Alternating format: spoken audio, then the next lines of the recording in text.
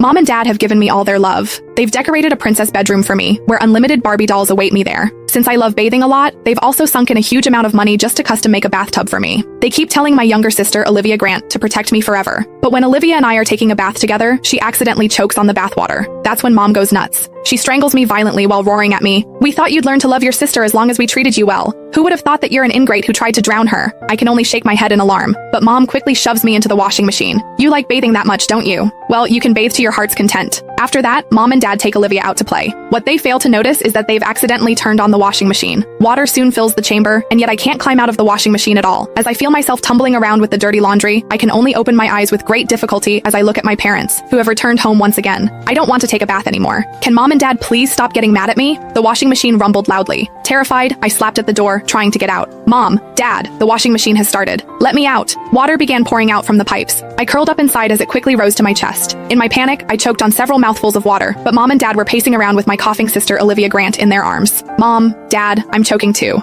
I tried my hardest to make a sound. If only one of them would look back, just one glance, and they would be able to save me. I used every bit of strength I had to push at the washing machine door, but it didn't budge at all. I remembered Mom and Dad talking about it. To keep me from climbing inside to play as I grew older, they had specifically bought a model with a child lock. Once that door clicked shut, it couldn't be opened again. The drum gradually began to turn. The icy touch of the metal walls pressed hard against my skin. Then, all at once, the whole world jolted before it started spinning. I was seized by an irresistible force that tossed me up, slammed me down, then tossed me up again. Dull thuds echoed as my body collided with the wall over and over again. I tried to scream for help, but the moment I opened my mouth, scented, foamy water poured into my nose and mouth. "Mom, Dad," I started to feel dizzy. I was suffocating, but I forced my eyes open, desperate for one last look at them, but all I saw was them fussing over Olivia in their arms. I'm very disappointed in Sabrina. To think she'd dare lay a hand on her sister while we're still in the house. Can you imagine what she does when we're not looking? She needs to be taught a lesson. What should we do, honey? Olivia has been coughing for so long, and she still hasn't stopped. Even her face is turning red. We have to take her to the hospital. Now. The first spin cycle finally paused, and the water that had been suffocating me slowly drained away. However, soon, more water began creeping in. Terrified, I threw everything I had into pounding against the door. "Mom, Dad, please save me. I can't take it anymore." Mom, who was in the middle of putting on her coat, froze. She turned and began walking toward me. "Mom, help me." Hope sparked in my chest again. I knew Mom only meant to punish me a little. I would never accidentally hurt Olivia again. Mom reached toward the washing machine, but she didn't grab the handle. Instead, she stood just a few steps away and pointed at me. Her face was twisted with disappointment. "You still don't get what you did wrong, do you? Now you're even throwing a tantrum by pounding on the door. Sabrina, your sister's only 2 years old. She just learned how to talk, and she spends all day babbling and calling you her big sister. How could you be so cruel to her? Stay in there and think about what you've done. Your dad and I have been too nice to you, and that's why you've turned out so spoiled." I shook my head, sobbing, as I felt the water rising steadily behind my back. My head was still spinning from the first cycle, but I forced myself to pound at the door, desperate to answer Mom, but it only made her angrier.